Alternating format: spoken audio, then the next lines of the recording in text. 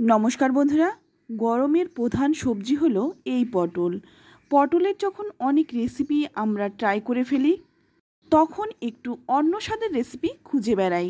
সেই জন্য আজ আমি নিয়ে এসেছি সম্পূর্ণ নতুন পদ্ধতিতে পটলের এই রেসিপিটি, যেটা গরম ভাত দিয়ে খেতে জাস্ট ফাটাফাটি লাগে। আর এই গরমে যখন কিছুই খেতে ভালো লাগছে না, অবশ্যই পটলের এই রেসিপিটি ট্রাই করুন।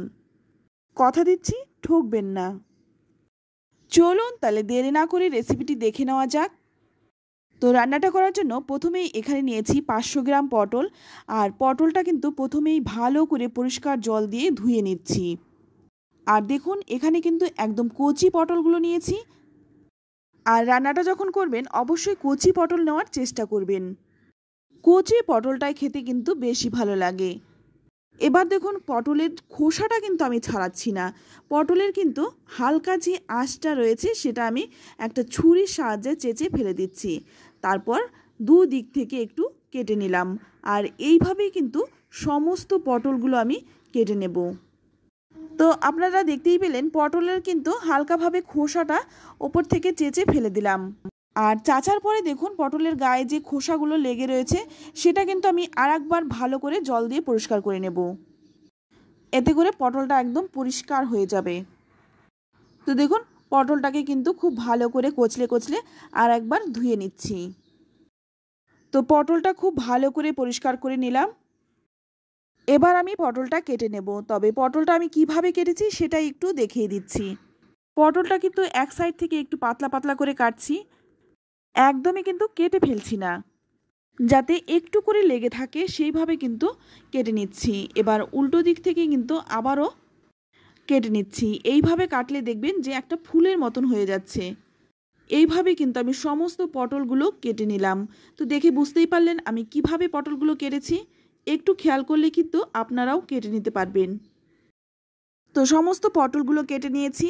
এবার এর মধ্যে দিয়ে দিচ্ছি পরিমাণ মতো লবণ, আর দিয়ে দিচ্ছি হাফ চামচ হলুদ গুঁড়ো।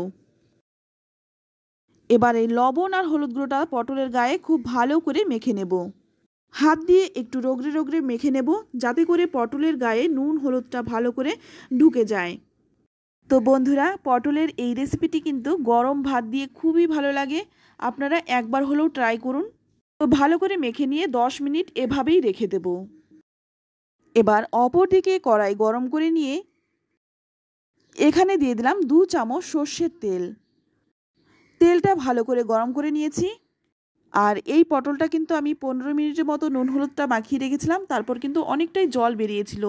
জলটা চেপে চেপে ফেলে দিয়ে তারপর এই গরম তেলের মধ্যে দিয়ে দিচ্ছি। তো এখানে কিন্তু আমি সবগুলো পটল একই সঙ্গে ভেজে নিচ্ছি। আর পটলগুলো কিন্তু একটু উল্টে পাল্টে ভালো করে ভেজে নেব। পটলটা কিন্তু একটু চেপে চেপে ভেজে নিচ্ছি। আর পটলের ভেতরে যে জলগুলো রয়েছে সেটাও কিন্তু শুকিয়ে যাবে। তো পটলগুলো খুব ভালো করে ভেজে তুলে নিলাম। এবার রান্নাটা করার জন্য একটা মশলা বানিয়ে নিচ্ছি। এর জন্য প্রথমে একটা প্লেট নিয়ে নিলাম। এর মধ্যে নিয়ে নিচ্ছি 1 চামচ হলুদ সর্ষে, আর নিয়ে নিচ্ছি 1 চামচ কালো সর্ষে। আমি কিন্তু 2 রকমের সর্ষে মিশিয়ে করেছি, আপনারা চাইলে 1 রকমের সর্ষেটা দিয়েও করতে পারেন। এবার নিয়ে নিচ্ছি হাফ চামচ কালো জিরে। তারপর দিয়ে দিচ্ছি 3 কোয়া রসুন। এবার নিয়ে নিচ্ছি 4টে কাঁচা লঙ্কা, ঝালটা নিজেদের স্বাদ অনুযায়ী দেবেন। এবার দিয়ে দিলাম একটা মিডিয়াম সাইজের পেঁয়াজ। পেঁয়াজটাকে কিন্তু আমি কুচি করে কেটে নিয়েছি। তবে যদি আপনারা নিরামিষভাবে করতে চান সেক্ষেত্রে কিন্তু পেঁয়াজ রসুনটা বাদ দিয়ে করতে পারেন। এবার এই মশলাটাকে খুব ভালো করে বেটে নেব। আমি এই মশলাটা শিলপাটায় বেটেছি, আপনারা চাইলে কিন্তু মিক্সিতে বেটে নিতে পারেন। তো দেখুন, এখানে কিন্তু আমি মশলাটা বেটে নিয়েছি। এবার এই মশলাটার মধ্যে কিছু গুঁড়ো মশলা আমি দিয়ে দিচ্ছি সামান্য একটু হলুদ গুঁড়ো। আর মশলার পরিমাণ করেই দিয়ে দিচ্ছি লবণ, কারণ পটলে কিন্তু আমি লবণ দিয়েই ভেজেছি। তাই মশলার মধ্যে যেটুকু লবণ লাগবে আমি সেটুকু লবণ দিয়ে দিলাম। আর দিয়ে দিচ্ছি সামান্য একটু চিনি। দিয়ে দিলাম হাফ চামচ শুকনো লঙ্কার গুঁড়ো। চিনিটা দিলাম স্বাদটা ব্যালেন্সের জন্য। আর এই রান্নাটা কিন্তু একটু ঝাল ঝাল হলেই খেতে বেশি ভালো লাগে। এবার দিয়ে দিলাম 1 চামচ সর্ষের তেল। এবার এই সর্ষের তেলটা দিয়ে খুব ভালো করে মশলার সাথে মেখে নেব। তো বন্ধুরা, আমার এই রেসিপিটি আপনাদের কেমন লাগছে অবশ্যই কমেন্টে লিখে জানাবেন। ভালো লাগলে লাইক শেয়ার করবেন। আর আমার চ্যানেলে নতুন হয়ে থাকলে চ্যানেলটা সাবস্ক্রাইব করে আমার পাশে থাকার অনুরোধ রইল। তো দেখুন মশলাটা কিন্তু খুব ভালো করে মেখে নিয়েছি। এবার এই ভেজে রাখা পটলগুলো এই মশলার মধ্যে দিয়ে দেব। ভেজে রাখা পটলের গায়ে মশলাগুলো খুব ভালো করে মেখে নিতে হবে।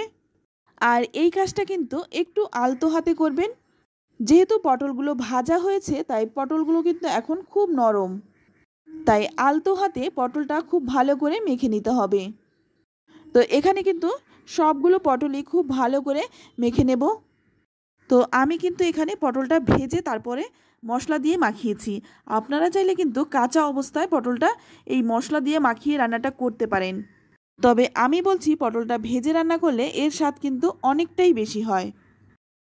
তো দেখুন পটলটা কিন্তু খুব ভালো করে মেখে নিয়েছি। এবার ওই বাদবাকি যেই তেলটুকু ছিল সেই তেলের মধ্যে আমি এই মেখে রাখা পটলটা দিয়ে দিচ্ছি। আর সম্পূর্ণ পটলটা দেওয়ার পরে এই মশলাটা কিন্তু সামান্য একটু জল দিয়ে ভালো করে ধুয়ে তারপরে দিয়ে দিলাম। তো এবার কিন্তু ভালো করে একটু নেড়েচেড়ে মিশিয়ে নিচ্ছি। আর রান্নাটা কিন্তু অবশ্যই একদম লো আঁচে করতে হবে। লো আঁচে রান্নাটা করলে মশলার কাঁচা গন্ধটাও কিন্তু চলে যাবে। তো ভালো করে নেড়েচেড়ে মিশিয়ে নিয়ে এবার একটা ঢাকা দিয়ে 5 মিনিট রেখে দেব। 5 মিনিট পর ঢাকনাটা খুলে নিয়েছি। আর দেখুন মশলাটা কিন্তু একটু লেগে লেগে গেছে। আর মশলাটা যদি এই রকম কড়াইয়ের গায়ে একটু লেগে লেগে যায় সেটাই কিন্তু খেতে বেশি ভালো লাগে। পটলটা একটু উল্টে পাল্টে দিয়ে আবারও একটা ঢাকা দিয়ে রাখবো 2 মিনিট। 2 মিনিট পর দেখুন ঢাকনাটা খুলে নিয়েছি। আর এখন কিন্তু রান্নাটা প্রায় হয়েই এসছে। এবার এর মধ্যে দিয়ে দিচ্ছি 1 চামচ কাঁচা সর্ষের তেল। কাঁচা সর্ষের তেলটা দিয়ে আবারও কিন্তু ভালো করে নেড়েচেড়ে মিশিয়ে নেব। তারপর গ্যাসের আঁচটা বন্ধ করে 5 থেকে 7 মিনিট স্ট্যান্ডিং টাইম দিয়ে দেব। তারপর নামিয়ে নেব। তো দেখুন নামিয়ে নিচ্ছি। তো বন্ধুরা, ভাত খাওয়ার জন্য সবগুলো পটলের প্রয়োজন হবে না, একটা পটলেই কিন্তু সবগুলো ভাত খেয়ে নিতে পারবেন। সাধারণ ঘরোয়া মশলায় অসাধারণ একটি পটলের রেসিপি। আশা করছি আপনাদেরও ভীষণ ভালো লাগবে। রেসিপিটি ভালো লাগলে লাইক কমেন্ট শেয়ার করবেন। আর আপনি যদি আমার চ্যানেলে নতুন হয়ে থাকেন চ্যানেলটা সাবস্ক্রাইব করে নেওয়ার অনুরোধ রইল। আজ এই অবধি। আবারও দেখা হবে অন্য কোনো নতুন রেসিপিতে। ততক্ষণ সকলে ভালো থাকবেন, সুস্থ থাকবেন আর সকলকেই ধন্যবাদ।